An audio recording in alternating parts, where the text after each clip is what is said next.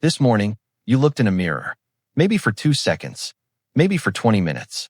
You adjusted your hair, checked your face, made a small decision about how to present yourself to the world.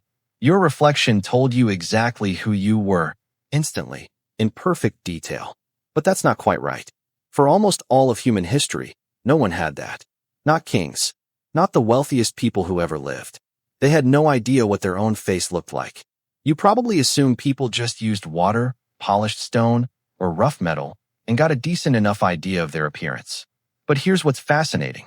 Those early reflections were so distorted, so dim, so unreliable, that they shaped something stranger than vanity. They shaped how people understood the boundary between themselves and everyone else. In 2003, archaeologist Ian Hodder, working at the Neolithic site of Çatalhöyük in Turkey, documented obsidian mirrors dating back roughly 8,000 years. Polished volcanic glass, dark and curved. Not flat glass. Not silver-backed clarity. A faint, smoky ghost of a face, warped at the edges. Which means for your ancestors, identity wasn't something you saw clearly. It was something you felt, something others described to you. But that's only half the story. In a 2011 study, psychologist Gordon Gallup, known for his work on self-recognition, pointed out that humans aren't born with mirror self-recognition. Children typically don't pass the mirror test until around 18 months old.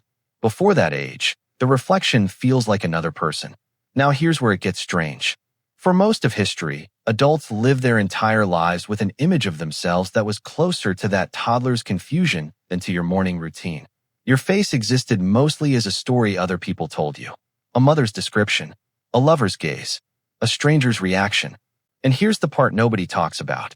Clear glass mirrors didn't become common for ordinary people until the 19th century, after industrial glass production made them cheap. For nearly the entire span of human existence, you would have built your sense of your own face from fragments. A glimpse in still water, a blurred shape in polished bronze. The reactions on other people's faces when they looked at you, your beauty, your worth, your identity, were not things you confirmed alone in a quiet room. They were judgments made by a community, reflected back to you through behavior, not glass. The answer changes everything we think we know about how people once understood themselves. So the question becomes this. If you had never seen your own face clearly, not once, would you still be you? Would your sense of self even need a face at all?